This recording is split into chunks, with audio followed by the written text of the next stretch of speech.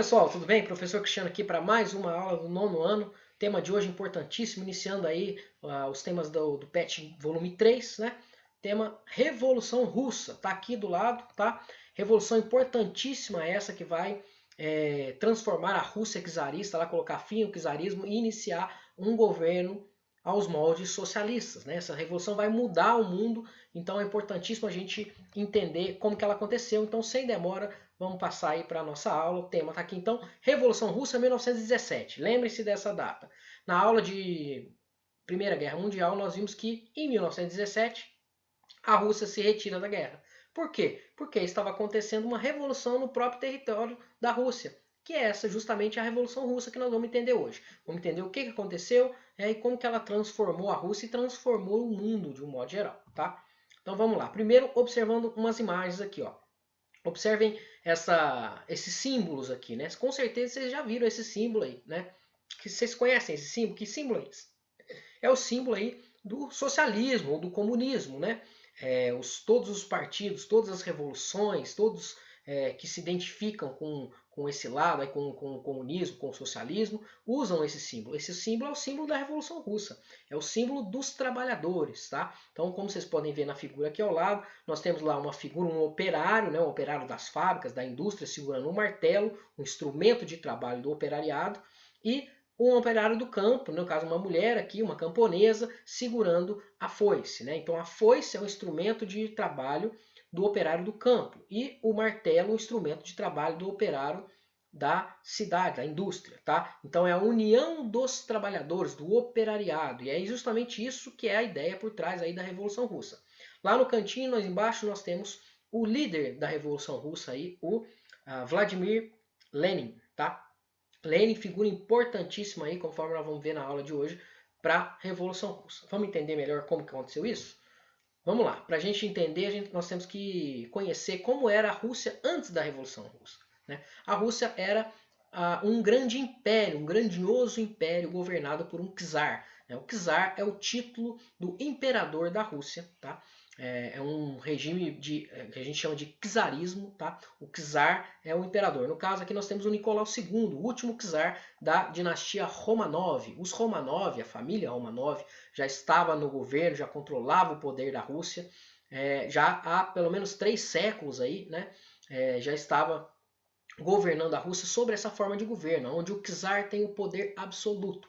Esse governo também é chamado de governo autocrático, ou seja, um regime que o governante, no caso da Rússia, o czar, possui poder ilimitado e absoluto. Tá? A Rússia, então, antes da Revolução, era uma autocracia, era um czarismo. O czar era o imperador e ele mandava em tudo. Tá? Mandava naquele gigantesco território, né? Mais de 22 milhões de quilômetros aí de extensão, o território da Rússia.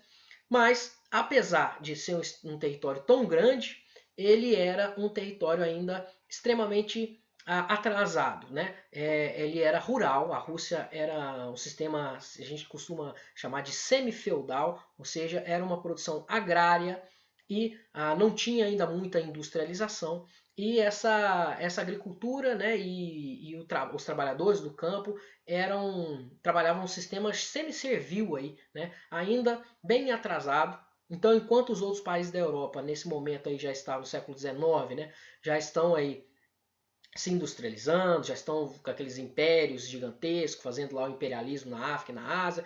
A Rússia não, a Rússia ainda estava bastante atrasada em relação a isso, ela era um território muito extenso, mas agrário, né?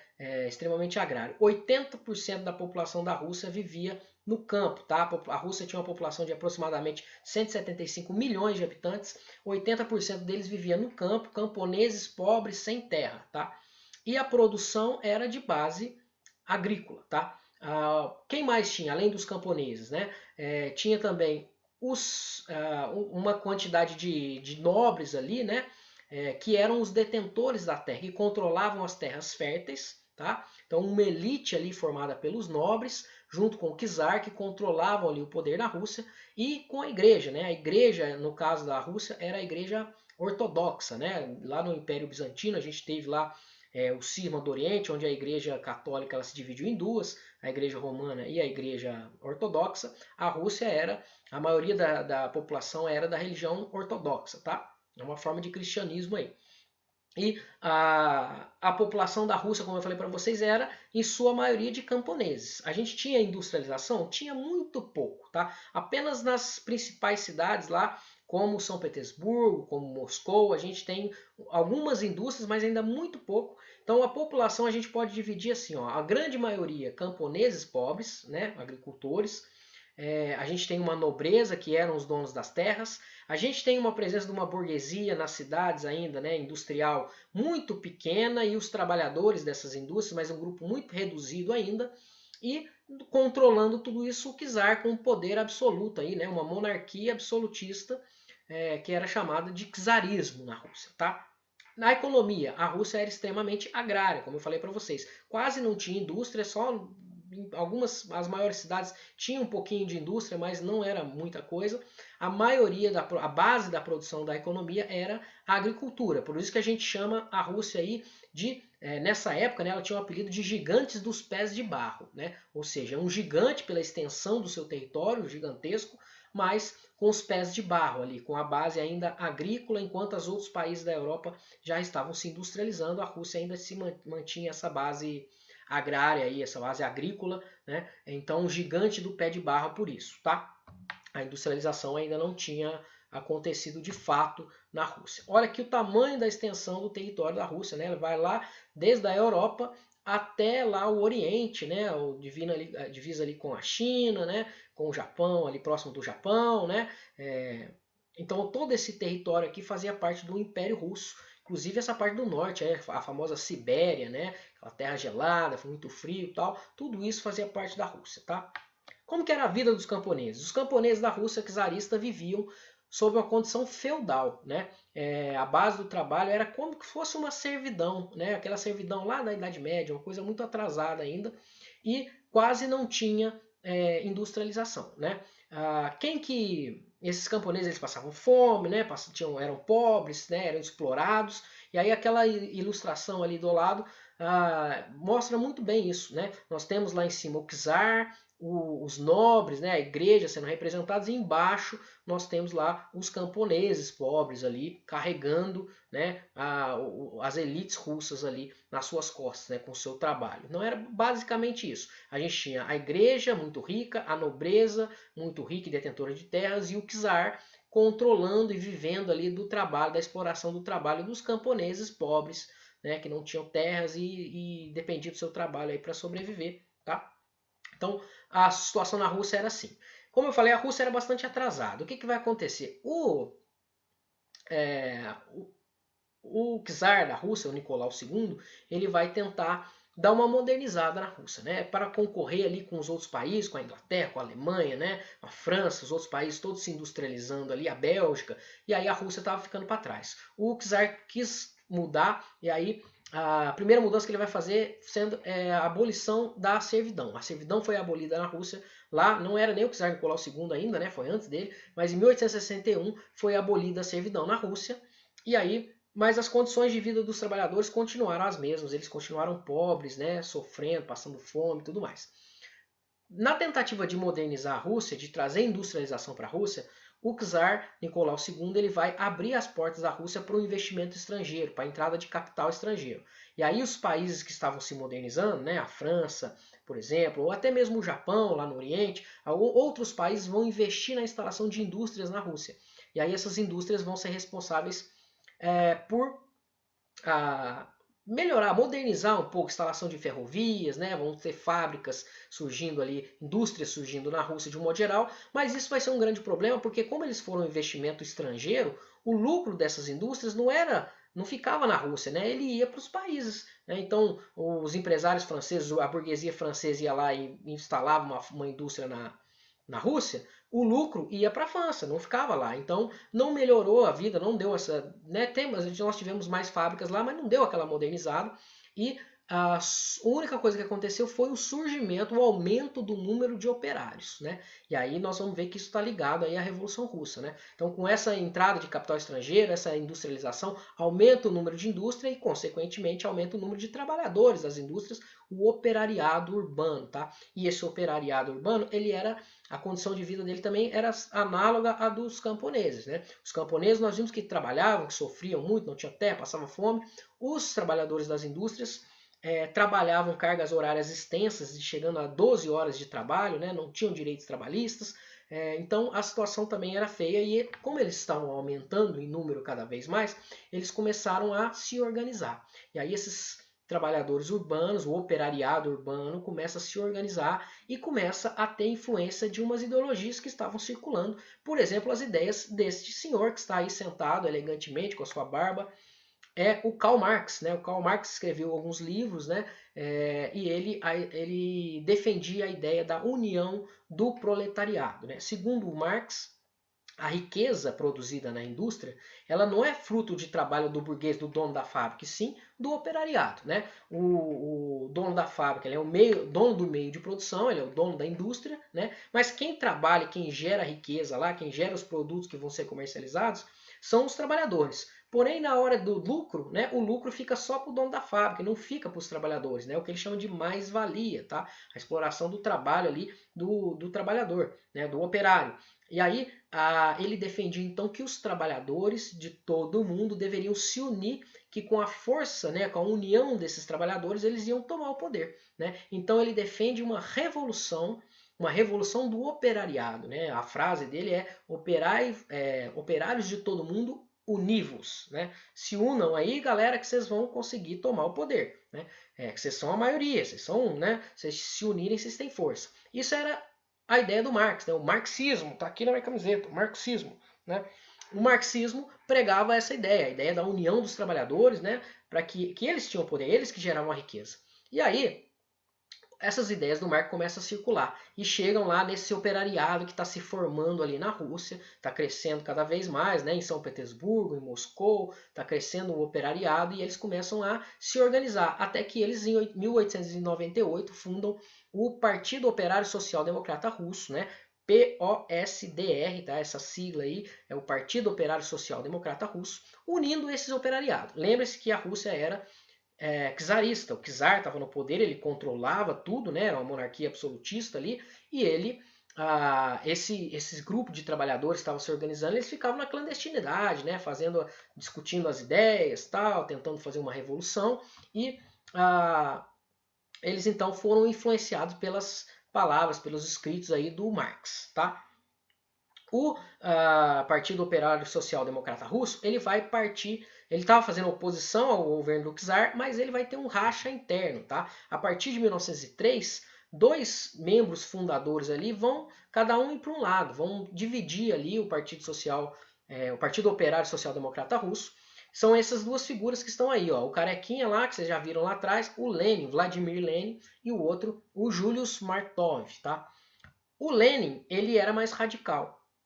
E ele defendia que o operariado só ia chegar ao poder através de uma revolução, assim como Marx pregava. Então ele vai promover ali, dar suas palestras tal, para convencer as pessoas de que eles tinham que pegar em armas, tomar o poder, a força, que só assim o operariado ia chegar ao poder, tá? E implantar o que eles chamavam de ditadura do proletariado. Né? Os trabalhadores tinham que tomar conta do governo lá e impor as leis, impor a sua forma de governo. Essa era a ideia do Lenin. Né? O grupo que estava junto com o Lenin era a maioria do Partido Operário Social Democrata Russo. Então eles ficaram chamados de bolcheviques. Bolcheviques, a palavra em russo, quer dizer maioria. Tá? Então a maioria, os mais radicais, apoiavam o Lenin e o Trotsky também, que era uma figura importante. Mais tarde a gente vai falar do Trotsky mais.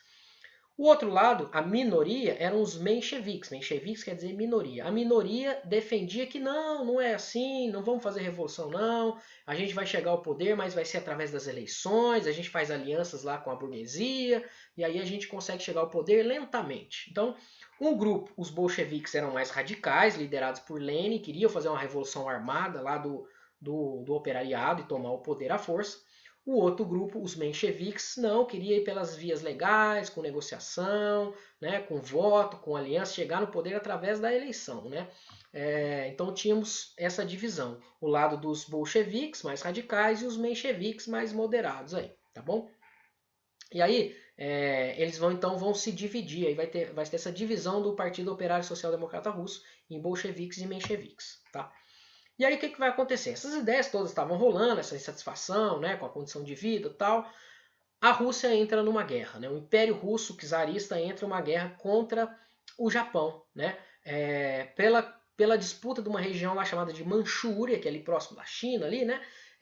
A Manchúria e a Coreia, eles estavam disputando o controle daquela região entre o Japão e a Rússia. Só que, vocês lembram que a maioria da população, eu falei para você, a maioria da população da Rússia era de camponeses, né, pobres, passando fome, né, despreparados ali para o combate. Então o exército russo não era muito bom. Né? O exército japonês, em contrapartida, já era bem treinado, já tinha equipamento melhor. Né? O Japão já era um império ali industrial. Né? E aí, nesse confronto, as tropas da Rússia vão tomar um couro, mas vão tomar um couro servido. Né? Vão ser humilhados lá pelo exército japonês. E aí essa derrota vai vai aumentar ainda mais a insatisfação, né, dos militares, mas da população de um modo geral com o governo do czar. E aí eles vão organizar um protesto. Isso foi em 1904, essa guerra, tá, contra o Japão pelo controle da Manchúria e da Coreia. E em 1905 eles vão lá fazer um protesto. Vão lá na frente do palácio do czar, todo bonitão lá, né, e organiza lá operários, camponeses, soldados, né, que se sentiam humilhados, tal. Todo esse povo vai lá pedir melhoria das condições de vida, né, do operariado, da população da Rússia de um modo geral. E eles fizeram um abaixo-assinado e eles queriam apenas apresentar o abaixo-assinado para o czar, que o czar Nicolau II recebesse o abaixo-assinado, né, e aí tomasse para melhorar, né, tomasse atitudes para melhorar a vida dessa população, tá? O czar não quis nem receber, mandou a tropa dele, a guarda do czar, a tropa do czar, abrir fogo contra a população estava lá em paz, né? E aí os caras são fuzilados lá, morrem centenas, e aí essa imagem aí mostrando lá a população estava frio, né, neve e tal, e os guardas lá do czar atirando na população, né, para desfazer aquele protesto. E esse episódio ficou conhecido como Domingo Sangrento, 22 de janeiro de 1905, tá? Esse episódio, Domingo Sangrento, foi responsável por uma mudança na cabeça da população da Rússia. Lembra que eles estavam discutindo lá como vamos chegar no poder? Vai ser pela Revolução Armada ou vai ser pelas eleições, com alianças com a burguesia e tal? Os caras percebem e falam assim, ó, o cara não quis nem receber o abaixo-assinado, né? Então eu acho que ele não vai dar chance pra gente. Se a gente quiser chegar ao poder, se a gente quiser tomar o poder, vai ter que ser a partir de uma revolução, né? E aí os bolcheviques ganham cada vez mais força, tá? Vários protestos acontecem depois do Domingo Sangrento, né? Com uma resposta aí a essa atitude sanguinária aí do czar. Acontecem vários protestos do operariado, né, dos marinheiros, dos soldados. O mais conhecido desses protestos foi o encouraçado Potkin,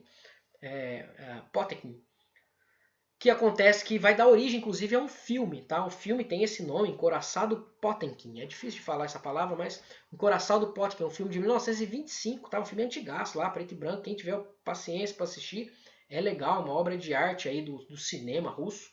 E mostra justamente essa revolta, né? O encouraçado é um navio de guerra, né? Aquele navio que tem uma proteção, tal, cheio de armamento, tal. E os marinheiros desse navio, eles fazem uma revolta, né? Contra os maus tratos que eles sofriam, uma alimentação que era ruim, e tal. Eles fazem uma revolta. Essa revolta vai ser reprimida pelo czar, pelas tropas do czar. E aí vai unir ainda mais o povo e vai deixar claro para eles que não tem outra saída a não ser a revolução.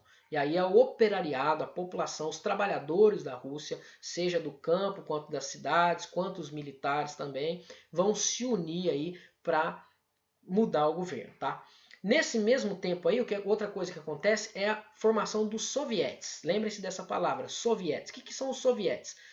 Como a Rússia era muito grande, né, vocês viram lá no mapa, era gigante, então os trabalhadores de cada região elegiam ali, escolhiam os seus representantes, os conselheiros lá dos trabalhadores.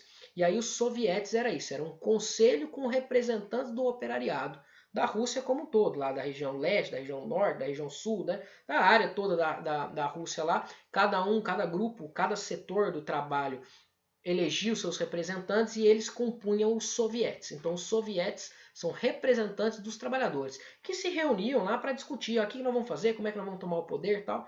Era isso que eles faziam, tá? Os sovietes vão ter um papel importante aí na Revolução. E aí o que vai acontecer? Beleza, vocês viram que a situação já não estava muito boa para o czar, né? O que vai acontecer em 1914? A Rússia entra na Primeira Guerra Mundial, né? Nós já vimos lá na aula da Primeira Guerra Mundial os motivos da entrada da Rússia na guerra, lá, aquela disputa ali com o Império Austro-Húngaro, né? E também com o Império Alemão, né? Essa disputa, essa rivalidade ali, eles tinham interesse ali nos Balcãs, na Sérvia e tal, e a Rússia entra na guerra. Lembra que o exército russo não era muito bem preparado? Continuou não sendo, né? Apesar dele ter um número muito grande aí, né? Foram aproximadamente 20 milhões, 20 e poucos milhões de soldados. 1,7 milhões morreu ali nas frentes de batalha porque a Rússia apanhou de novo. A Rússia começou a perder, eles não estavam preparados para uma guerra tão grande assim. E aí começaram a apanhar, começaram a perder, começaram a morrer gente e tal. E isso foi levando a ainda mais insatisfação da população com relação ao czar, né? Além disso, a entrada da Rússia na guerra desestabilizou a economia russa e aí a gente tem inflação, aumento do preço dos alimentos, crise de fome, né? A população joga toda a culpa no czar e fala assim, ó, tudo culpa do czar, vamos ter que tirar ele do poder. Então estava tudo ali armado para acontecer a revolução, né? E aí os grupos começam a pressionar o czar meio sem saída, não tem o que fazer tal, e ele prefere abdicar.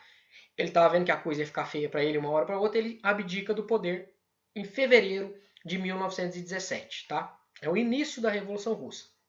Fevereiro no calendário russo. No nosso calendário, a Rússia usava um calendário diferente do nosso, tá? Então, para eles é março, para nós, aliás, para eles era fevereiro, para nós já era março, tá? Então, quando eles falam a Revolução de Fevereiro, se fosse olhar no dia no nosso calendário, era em março já. Mas, por fim, em fevereiro de 1917, nós temos a Revolução, o início da Revolução Russa com a abdicação do czar e o fim do sistema de governo do czar, o czarismo, tá? O fim do czarismo na Rússia, ele tira do poder e assume um governo revolucionário, um governo chamado governo provisório. Mas quem assume esse governo provisório é aquela galera mais, né, não tão radical, os mencheviques, lembra? O Alexander Kerensky, que é um dos líderes do menchevismo, que é o líder do governo provisório, né? Ele tinha um apoio ali dos liberais também, né? E aí esses caras querem fazer as revoltas, mas não querem fazer tanto assim, né? E aí eles vão, de fato, tomar algumas atitudes, né? O Alexander Kerensky, ele era um socialista moderado, ele toma algumas atitudes, mas não faz tudo o que a população queria.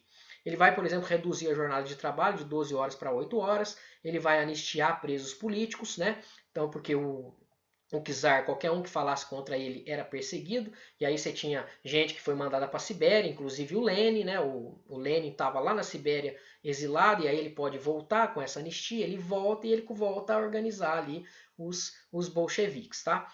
E aí, com a volta do Lenin do exílio lá na Sibéria, ele volta a organizar os bolcheviques. O que o governo provisório não fez? Não tirou a Rússia da guerra. Lembra que eles estavam insatisfeitos com a guerra? Eles não tiram a Rússia da guerra. E aí o Lenin usa dessa deixa e começa a reorganizar ali os bolcheviques, começa a liderar, dar os discursos dele, e ele apresenta, num congresso dos bolcheviques, ele apresenta as teses de abril. E nas teses de abril ele fala o seguinte, ele tinha um lema, o lema era pão, paz e terra, tá aqui embaixo, ó, pão, paz e terra. Por quê? Porque ele era muito esperto. E aí ele viu quais eram os problemas da Rússia. Ele falou assim, eu vou resolver os problemas da Rússia com esse meu plano, com as teses de abril. Né?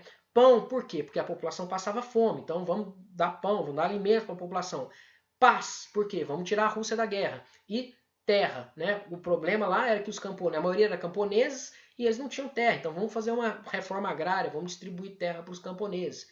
Com essa proposta, ele ganha ali o apoio ele reorganiza ali os bolcheviques, e os bolcheviques vão dar um outro fazer uma outra revolução, tá? E aí no final do discurso dele ele fala assim, ó, todo o poder aos sovietes. Lembra lá dos sovietes? Ele está falando o quê? O poder tem que estar com os trabalhadores, né? E não com o czar, nem com os nobres, com as elites, não. Tem que estar com os trabalhadores. E aí com essas palavras ele organiza os bolcheviques e eles tomam o poder, fazem uma nova revolução, a segunda revolução, também em 1917, a Revolução de Outubro, quando os bolcheviques tomam o poder, derrubam o governo provisório do Kerensky e tomam o poder, invade o palácio lá e tomam o poder, tá? E aí nós temos então em outubro, para nós era novembro já no nosso calendário, mas para a Revolução Russa é a Revolução de Outubro de 1917, os sovietes liderados, aliás, os bolcheviques liderados por Lenin, colocam os sovietes no poder, colocam os trabalhadores no poder e aí começa a primeira experiência de um governo socialista no mundo, tá? Aqui nós temos imagens disso, lá o Lenin aqui embaixo, ó, fazendo seus discursos, apresentando as teses de Abril lá para a população, né? Como que ele resolveu os problemas da Rússia. Aqui em cima os bolcheviques armados e lá do lado eles invadindo lá o palácio para tomar o poder em outubro de 1917, tá? E aí começa o governo do Lenin. Por quê? O Lenin ele vai ser eleito presidente do Conselho dos Comissários do Povo. Então os representantes do povo, ele era o presidente, ele mandava ali, ele que organizava tudo e ele de fato vai governar aí, né? E vai ser o primeiro governo então de inspiração socialista no mundo. A imagem ali mostra muito bem o que ele fez, né? Lá ele está com a vassoura varrendo ali, varrendo quem? O rei, varrendo a nobreza, varrendo a burguesia, os empresários, né? Tudo, os empresários estrangeiros. É isso que ele vai fazer e vai tentar fazer um governo para o povo, tá? Qual que é a primeira atitude do governo dele? Retirar a Rússia da guerra. Como? Assinando com a Alemanha um tratado de paz. Vocês lembrarem lá, a batalha ali, né, a disputa era entre a Alemanha, Império Austro-Húngaro e a Alemanha, mas principalmente a Alemanha, contra a Rússia ali, né, na frente oriental da batalha da Primeira Guerra Mundial. E aí ele faz esse tratado de paz, assina lá com a Alemanha, promete lá umas terras para a Alemanha, a gente dá essas terras aqui para vocês, e aí vocês não vêm incomodar a gente que a gente tem que organizar o nosso governo aqui. Né? Então esse tratado foi chamado de Tratado de Brest-Litovsk, que está aqui, ó. Tratado de Brest-Litovsk é um tratado assinado com a Alemanha para a Rússia poder se retirar da guerra e não ser atacada. E isso acontece, a Rússia se retira da guerra então em 1917. O que ele vai fazer lá no governo? Vai confiscar as propriedades privadas e as terras, né? Lembra que as terras estavam na mão da igreja e da nobreza? Né? Ele vai confiscar essas terras e redistribuir essas terras aos camponeses. Então ele vai tomar a terra da igreja, tomar a terra dos nobres, né, que eram os grandes proprietários, os grandes ricos ali da Rússia nesse momento, e ele vai distribuir isso aí para o povo, para a população, para os camponeses, para quem realmente ia trabalhar a terra e gerar riqueza na terra. Então, ó, o problema da terra ele já está resolvendo. O problema da paz ele já resolveu, tirou a Rússia da guerra. Né? E outra coisa que ele vai fazer é interferir na economia. Né? Lembra que empresas com capital estrangeiro investiram lá, entraram na Rússia, né? Construíram estradas de ferro, bancos se instalaram, indústrias se instalaram. Ele vai nacionalizar tudo isso, vai estatizar tudo isso. Não é mais propriedade privada, é propriedade do Estado. Então, sei lá, se tem um banco francês lá na Rússia, o banco passou a ser do Estado da Rússia agora. Essa ferrovia foi feita pelos alemães, agora a ferrovia é nossa. Vamos usar para o nosso transporte aqui. Essa fábrica aqui é inglesa, tal, agora é nossa. Tá? Então ele vai nacionalizar as riquezas para que o que fosse gerado ali por essas indústrias, por essas fábricas, né, não fosse propriedade privada, não fosse para uso privado, e sim para o bem da população, a riqueza distribuída para a população. Né? Então essa vai ser a atitude, as primeiras atitudes. É claro que a maioria da população, quer dizer, a maioria da população vai adorar isso, mas a elite vai ficar com o pé atrás, né? Fala assim, opa, o cara tá tomando minhas indústrias lá, né? Então a elite, não só a nobreza e a burguesia da Rússia, mas também a burguesia estrangeira e a igreja vão ficar assustados. E aí eles vão organizar uma frente para combater a revolução. Né? Então, ó, as medidas do governo bolchevique, está aqui, ó, as medidas do governo bolchevique assustam a nobreza, a burguesia russa, que se une com a igreja e com os grupos que apoiavam a volta da monarquia, a volta do czar, tá? E recebe um apoio militar e econômico dos capitalistas estrangeiros que estavam preocupados, opa, o que está acontecendo lá? né? Estão tomando propriedade privada, né? Vai que essa revolução se espalha, vamos parar ela lá. Os caras apoiam e organizam um exército para combater a revolução, chamado de Exército Branco. Do outro lado, os bolcheviques, né, que estavam lá, que tinham tomado o poder, organizam o Exército Vermelho, que vai ficar sob a liderança do Leon Trotsky. Lembra eu falei do Trotsky lá atrás? O Trotsky, daqui a pouco a gente vai ver uma fotinha dele. O Trotsky organiza o Exército Vermelho, que é para manter, defender a revolução, né? E aí nós temos uma guerra civil que vai de 1918 a 1921, onde se enfrentam o Exército Vermelho dos revolucionários contra o Exército Branco, que era o contra-revolucionário, que queria o fim da revolução, tá? Nessa guerra civil, durante o período da guerra, a Rússia assume um sistema chamado de comunismo de guerra. O que é o comunismo de guerra? Toda a produção vai ser apropriada pelo Estado para financiar o exército, né? Além disso, eles vão mandar matar o czar, né? Tá correndo risco aí, ó. Tem um grupo aí que quer a volta do czar. Como é que a gente resolve? Mata ele. Mas matando ele resolve? Ah, não, porque o poder do czar passa dentro da família, passa de pai para filho, tem os filhos dele e tal. Então mata a família inteira. Mandaram matar a família inteira, executa a família do czar. Pega aí, se apropria da produção econômica para manter o exército, né?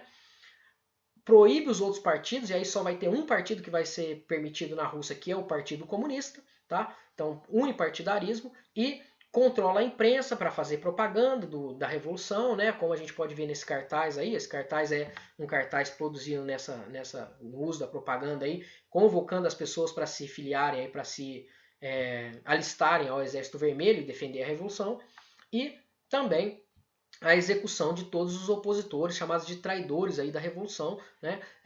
O governo ele vai investir também na educação, porque no tempo do czar lá, a educação era só para a elite, era só para os nobres lá, para o czar e tal. Agora não, agora eles querem investimento na educação, que eles querem ilustrar o povo para ter trabalhadores melhores, né? Então eles vão investir na educação, né? E aí vai melhorar, vai dar um salto de qualidade a educação na Rússia, porque agora a população, os trabalhadores podem estudar, inclusive, com a instituição de escolas gratuitas, né? Então, para a população foi muito bom esse negócio. Agora, as elites ficaram incomodadas, né? Fizeram o Exército Branco. Por fim, na Guerra Civil, o Exército Vermelho vai vencer, né? Com a liderança lá do Leon Trotsky, eles vencem o Exército Branco, e aí, por fim, o único partido que tinha, né? O Partido Comunista, assume aí o governo, né? da Rússia, com o Lenin no poder, tá? Aqui uma outra imagem aí mostrando essa propaganda aí da revolução, né, feita aí pela propaganda do exército do Partido Comunista, né, mostrando lá o trabalhador, sempre um trabalhador, né, segurando a bandeira vermelha, que é o símbolo da revolução, né, e lá o símbolo lá da foice do martelo, né, que é a união do trabalhador do campo e o trabalhador urbano, tá bom? Sempre os trabalhadores mostrando lá com orgulho da revolução, tá? O que vai acontecer? Depois da Guerra Civil, a economia está destroçada. E aí o Lenin vai ter que reorganizar a economia. Ele adota uma nova política econômica, chamada de NEP. NEP, a abreviatura lá de Nova Política Econômica. A nova política econômica é um recuo estratégico. Ele vai recuar nas teses socialistas dele, vai adotar algumas questões aí, alguns conceitos capitalistas de novo, para poder recuperar a economia, para depois poder estatizar tudo de novo, né? Então, ele falava que ele ia dar um passo atrás para depois dar dois à frente. Então, para recuperar a economia depois da guerra, ele permite, por exemplo, a propriedade privada, de pequenas propriedades privadas. Então, pequenos comércios pode se estabelecer, né? Propriedade privada, porque não podia, porque toda a propriedade foi estatizada, né, na Revolução. Além disso, ele vai estimular a agricultura. Por fim, essa política vai ter resultados. E aí a agricultura vai melhorar bastante, eles vão se recuperar, a economia russa vai se recuperar, principalmente na produção agrícola, vai aumentar as áreas cultiváveis, vai aumentar os rebanhos, mas a industrialização não vai avançar tanto assim, porque a Rússia passa a sofrer boicote aí, né, um isolamento lá por parte dos países capitalistas que estão com medo da revolução ali, né? Não querem que a revolução chegue, que os trabalhadores tomem o poder e tomem as riquezas, né, nos seus países. Então eles isolam a Rússia fica isolada, então ela não consegue avançar muito na industrialização, até mesmo porque a produção não tinha saída porque por causa desse boicote aí, tá?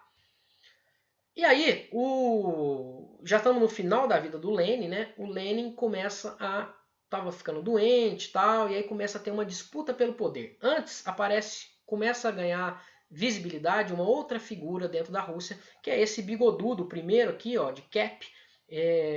Esse bigodudo chama Joseph Stalin, tá? Stalin é o homem de aço, né, em russo.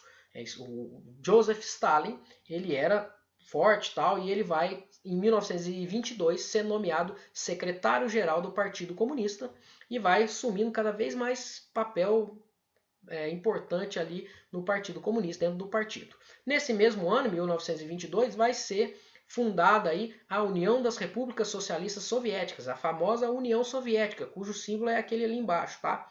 Mostra lá, foi-se o martelo, né, o globo ali, a região da Rússia ali e tal, e o trigo em volta, né, o símbolo lá da produção agrícola da Rússia, né? Então aí a União Soviética, o que é isso? A revolução ela foi se espalhando ali pelos países ali próximo da Rússia, e esses países que adotaram um sistema de governo parecido, todos vão se unir e vão fazer um governo único para todos esses países, tá? Liderado, claro, pela Rússia, pelo Lenin ainda, né, nesse momento. E aí o Lenin morre. O Lenin morre, ele fica doente e tal, e morre em 1924. Tem toda, né, a população russa vai lá fazer o cortejo fúnebre dele e tal. E começa uma disputa interna dentro do Partido Comunista para ver quem ia ser o sucessor do Lenin. E aí são essas duas figuras. O Lenin é o que está no meio aí nessa foto. Do lado de cá, nós temos o Stalin, e do outro lado lá o Trotsky. Lembra do Trotsky? O Trotsky foi o que comandou o Exército Vermelho lá na Guerra Civil. Então os dois começam a disputar poder, porque os dois tinham visões opostas. O Trotsky defendia que a revolução tinha que ser permanente. A revolução russa tinha que continuar e tinha que se espalhar para o mundo todo. Tá? Porque ele falava que não ia funcionar se fazer a revolução comunista, né, socialista no caso, num único país e os outros países continuarem sendo capitalistas, que eles iam fazer o boicote, que era o que estava acontecendo ali. Né? Então você tinha que espalhar essa revolução para o mundo todo. O Stalin não. O Stalin defendia o sistema socialista lá, né, tinha que ser consolidado primeiro na União Soviética. Né? E aí, então, esse sistema, essa tese dele fica chamado de socialismo de um só país. Então ele defendia que não, temos que estabelecer aqui na União Soviética, a hora que a gente estiver forte, a gente espalha, né, para outras regiões. Por fim, a tese do Stalin sai vencedora lá no Congresso do Partido Comunista e ele passa a ser o novo, depois da morte do Lenin, ele passa a ser o novo líder do governo da União Soviética, tá? Ele passa a controlar o Partido Comunista e a partir de 1925. E aí quando ele chega ao poder, temos o início do stalinismo. Então aqui nessa imagem nós mostramos a União Soviética como um todo, tá? A União das Repúblicas Socialistas Soviéticas, tá? Que é a Rússia, em rosa aí, todo esse território grande, e os outros países ali em volta que também adotaram formas de governo parecido aí, né, de molde socialista. E o Stalin, o grande líder que vai liderar que vai governar a União Soviética, tá? Ele vai governar a União Soviética de 1925 até a morte dele lá em 1953. Tá? Ele fica muito tempo no poder. Esse tempo que ele fica no poder é chamado de stalinismo. Tá? Stalinismo é a ditadura do Stalin. Por quê? Porque a partir de 27, por exemplo, ele começa a perseguir opositores, começa a controlar mais o poder e tal, e ele acaba virando um ditador. Tá? A ditadura do Stalin é chamada de stalinismo, tá? Ele foi um governo também totalitário, tá? Nós vamos ver os governos totalitários de direita mais à frente, mas ele foi um governo totalitário de esquerda, ele foi um ditador, tá? O que ele fez? Ele começa a perseguir os opositores, inclusive o Trotsky vai ser tão perseguido que ele vai ser expulso da União Soviética, ele vai ter que sair, ele vai lá para, em 1929, ele é expulso da União Soviética, vai lá para o México, tá? Fica exilado lá no México, mas ele continua criticando o Stalin, tal, escrevendo nos jornais, e aí o Stalin não gostava disso, ele virou um ditador, e aí ele manda matar ele em 1940, o Trotsky é assassinado lá no México a mando do Stalin, tá? Que estava lá na Rússia, lá na União Soviética. E ele vai criar também o Stalin as gulags, né? As pessoas que ele achava que eram traidores lá inimigos do Estado, da Revolução, ele manda para Gulag. A Gulag é um campo de trabalho forçado, né, onde as pessoas, os inimigos da Revolução eram mandados para trabalhar lá, forçado, um lugar terrível, né? Mandava os inimigos da Revolução para lá, para o Gulag, tá? Na economia, o que ele vai fazer? Na economia ele vai adotar os planos quinquenais. Os planos quinquenais têm esse nome porque eram metas de 5 em 5 anos. E essas metas estavam ligadas ao desenvolvimento da indústria de base. Começou com o desenvolvimento da indústria de base, ou seja, a produção de aço, a produção de energia elétrica, né, essas coisas todas, petróleo e tal. E aí ele começa a desenvolver ali a indústria russa, né? E aí depois o outro plano era desenvolver a energia elétrica, a mecanização da agricultura, modernizar a agricultura, a educação também, fazem parte dos planos quinquenais lá, né? Instalação de universidade. Aí a Rússia começa a se desenvolver e acaba que vai se tornar uma das principais potências econômicas do século XX, né? Não é à toa que na chamada Guerra Fria, quem está depois da Segunda Guerra Mundial, nós vamos estudar ainda, vai ter lá uma disputa entre a União Soviética de um lado e Estados Unidos do outro, né? As duas grandes potências. A União Soviética, lembra que era um país atrasado lá atrás, tal? Ela se tornou essa grande potência aí, principalmente no período do Stalin, aí no stalinismo, tá? Outra coisa importante que o Stalin vai fazer no seu governo, já posterior aí, vai ser derrotar o exército do Hitler, né? O exército nazista, quando invade lá a União Soviética, é o Stalin que está no poder, o Stalin que manda o exército vermelho ir lá e dá um couro nos nazistas, e ele vai ser responsável então por derrotar o Hitler também, tá bom? Durante a Segunda Guerra Mundial. E ele vai investir muito em propaganda, né? Ele vai investir em propaganda da Revolução, e aí todos que iam contra, criticavam ele, iam ser mandados para os campos de trabalho forçados, as gulag lá, então o pessoal, né, controlava ali, não tinha muito o que falar, o pessoal tinha medo dele, e ele vai fazer propaganda do seu governo, sua imagem, né, como nós podemos ver nesse cartaz aí, ó. Nós temos lá no fundo lá uma estátua do Lenin, que iniciou a Revolução lá atrás, e o Stalin à frente lá, na mesma pose que ele, dando uma ideia de que ele é o sucessor do Lenin, né? Apesar dele ter se tornado um ditador, né? Mas ele dá essa ideia, e aí a população embaixo lá também imitando o seu posicionamento lá com o livro na mão, né? Então ele investiu no estudo, investiu no trabalho, eles estão trabalhando e tal. Então essa é a ideia que ele passa aí na propaganda, tá? Ele vai ficar no poder, como eu falei para vocês, até a sua morte em 1953, ok? Encerramos assim, a aula foi bastante extensa hoje, mas é que é muita coisa, né, gente? Então, espero que vocês tenham gostado. Revolução Russa é importantíssimo. Lembre-se de se inscrever lá no nosso canal, tá? Amo História, inscreva-se no canal, curta o vídeo, é importante vocês curtirem o vídeo lá para os nossos vídeos aparecerem mais aí no YouTube. E marca o sininho lá para vocês receberem as notificações, certo? Façam as atividades do PET e a gente volta semana que vem. Espero que vocês tenham gostado. Um abraço e até a próxima.